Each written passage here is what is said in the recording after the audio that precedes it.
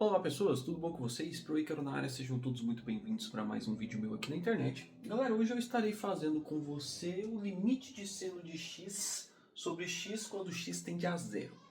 Agora a questão está no seguinte, queridos.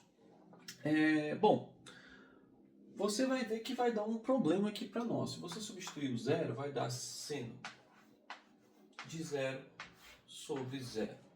E aí, seno de zero é zero. E aqui tem um zero. Então vai dar algo indeterminado. Bom, e aí você pode pensar o seguinte. Você pode pensar em fazer isso daí por L'Hopital, né? Então, se você deriva isso daí, derivando em relação a x, você terá aí cosseno de x e aqui embaixo você terá 1. E aí quando você aplicar o limite aí, limite de x tendendo a zero disso daí, vai ficar o que para nós? Vai ficar cosseno de zero sobre 1. Cosseno de zero é 1. Né? Então, cosseno de zero é 1, dividido por 1 vai dar 1. Bom, perfeito, tudo muito lindo. Só que não, queridos. O problema é que quando nós vamos começar a cálculo 1, nós não aprendemos ainda a derivar, né? Nós não sabemos usar L'Hopital ainda. E aí o que acontece, queridos? Nós temos que usar de outras artimanhas.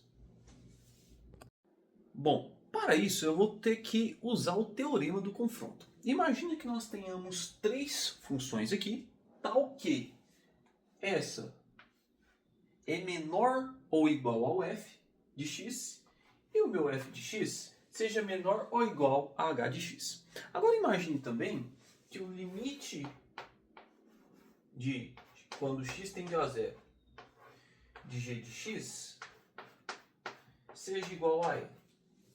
E imagine também que quando eu aplico o limite nessa minha h de x, limite de x quando tende a zero em h de x, também seja L. Então, galera, se o limite dessa daqui é L e o limite dessa daqui é L, o teorema do confronto me diz que o limite dessa daqui também vai ser L. Então, eu chego à conclusão que limite de quando x tende a zero de f de x também será L. Então é isso que o teorema do confronto me diz. Agora, queridos, vamos para o nosso querido primeiro quadrante. Imagine que eu tenha aqui um ponto em que eu tenho um ângulo x. Beleza? Então, queridos, o que acontece? Quando eu estou mexendo com o meu querido ciclo trigonométrico, o raio é 1, beleza? Disso a gente pode concluir o seguinte. A gente pode concluir que isso daqui, ó, né, que seria justamente o meu seno, no ciclo trigonométrico, né, o eixo y é justamente o meu seno, meu seno de x será menor ou igual a quem?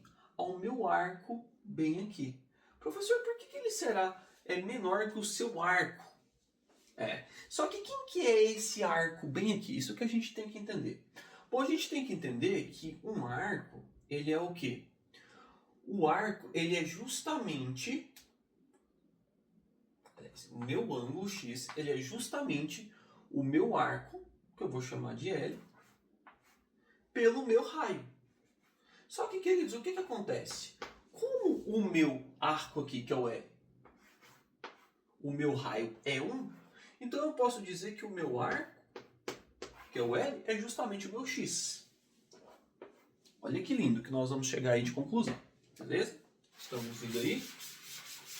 Então, queridos, aí eu posso pensar em outra coisa. Por quê? Isso daqui, ó, deixa eu prolongar aqui, ó. Isso daqui que eu fiz, esse prolongamentozinho aqui, isso seria justamente a minha tangente, tá? Então eu sei que esse meu arco aqui, ela é menor que a minha tangente também, ó. Ela é menor ou igual à minha tangente. Então, tangente de x. Beleza? Então, demonstrado aí. Queridos, agora vamos para a parte importante disso daqui. O que acontece? Eu vou inverter essas coisas aqui, tá? Eu vou pensar aqui, ó, como sendo 1 sobre seno de x. Só que quando eu inverto isso daí, tá? E isso daqui também inverte, tá? Então, é 1 sobre x. E aí, quando eu inverto a nossa querida tangente, o que eu tenho aí? Eu vou ter, tangente é seno sobre cosseno, eu vou ter que cosseno de x sobre seno de x. Beleza? E aí, queridos, o que acontece para esse daqui do meio parecer com aquela minha função que eu tinha que eu estou aplicando no limite? Nós vamos multiplicar tudo isso daqui por seno, todas elas por seno. De forma que essa daqui fique seno de x sobre seno de x. Essa daqui irá ficar seno de x sobre x. E essa daqui, quando eu multiplicar por seno, ficará apenas o quê? Cosseno de x. E agora perceba uma coisa muito interessante que é daqui que nós vamos tirar a nossa querida conclusão. Agora perceba o seguinte. Seno de x sobre seno de x é 1.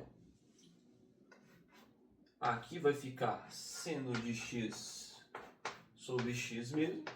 E aqui, galera, o que acontece? Vai ficar cosseno de x.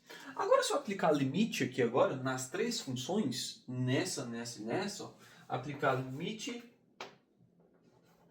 de x tendendo a zero de 1. Aplicar aqui limite de x tendendo a zero de seno de x sobre x. E aplicar aqui, eu esqueci de colocar o igual, limite de cosseno de x quando x tende a zero. Olha o que vai acontecer para mim. Limite de 1 quando x tende a zero é 1. Aqui vai ficar isso daí mesmo, que é o que a gente quer concluir. Vocês me perdoem que eu estou ficando na frente. Perfeito? E aí o que eu tenho aqui, ó? Limite de cosseno de x quando x tende a zero será justamente 1. Agora olha que legal. Eu tenho que esse limite ele é menor ou igual a 1, né?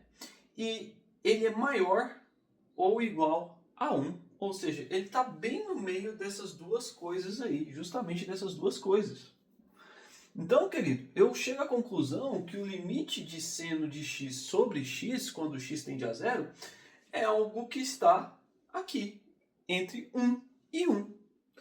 Ou seja, eu concluo então que o limite, deixa eu até apagar aqui, o que nós temos como conclusão?